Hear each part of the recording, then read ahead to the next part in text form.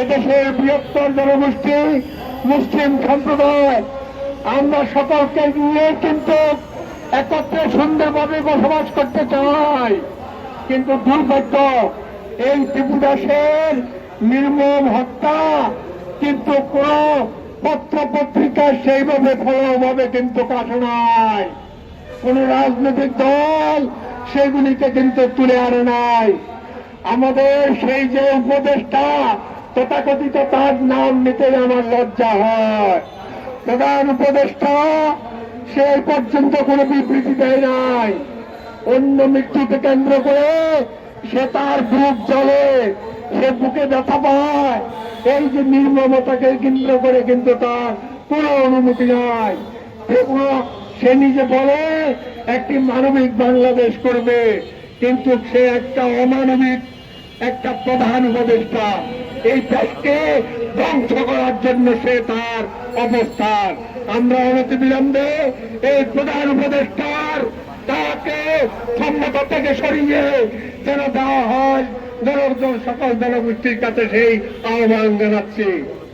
প্রিয় সাংবাদিক বন্ধুগণ, আপনারা জানেন এই ডিসেম্বর মাস বিজয়ের মাস। এই মাসে এই পর্যন্ত 5 জনকে এইভাবে ধর্মীয় সংখ্যালঘুদেরকে হত্যা করা হয়েছে। দীপুদাস সহ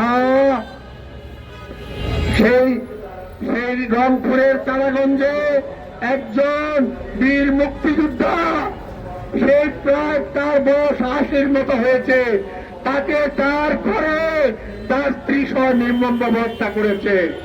ফরিদপুরে হত্যা করা হয়েছে মৎস্য ব্যবসায়ীকে। নরসিংদীতে ব্যবসা করা হয়েছে স্বর্ণকারকে।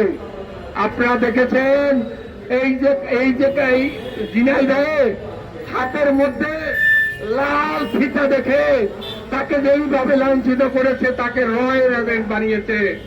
আমরা এই দেশে বসবাস করি, আমরা কি রয়ের এজেন্ট? আমি অবাক হয়ে যাই। সরকার আমার ধিক্কার দিতে ইচ্ছা করে। আমি আজকে প্রিয় সাংবাদিকদেরকে বলতে চাই, এই জানুয়ারি মাস থেকে অদ্যাবধি 50-এর অধিক হত্যা হয়েছে। 40-এর মতো ধর্মাবলম্বনের কেস দিয়ে তাদেরকে হাজতে ঢুকানো হয়েছে। কোথায় আইন, কোথায় সরকার? ধিক্কার দেই এই সরকারের মানবিকতাকে। তাই আমি এই সারা দেশে, আপনারা জানেন যে এই ধরনের নির্যাতন নিপীড়ন চলছে, এটি যদি বন্ধ না হয় এই দেশের অস্তিত্ব থাকবে কিনা আমি বলতে পারবো না। আমি একটা জিনিস বলতে চাই, সামনে সরকার নির্বাচন ঘোষণা করেছে। এই নির্বাচনে ধর্মীয় সংখ্যালঘুরা অংশগ্রহণ করতে পারবে কিনা সেটি একেবারেই মানুষের ভিতরে শঙ্কা দেখা দিয়েছে। এদেশের জনগণ সামনে নির্বাচন নিয়ে আশঙ্কিত, তারা চিন্তিত, তারা আতঙ্কিত। তাই এই নির্বাচন কি প্রতিনিধিত্ব করবে আমরা সেটা বলতে পারি না।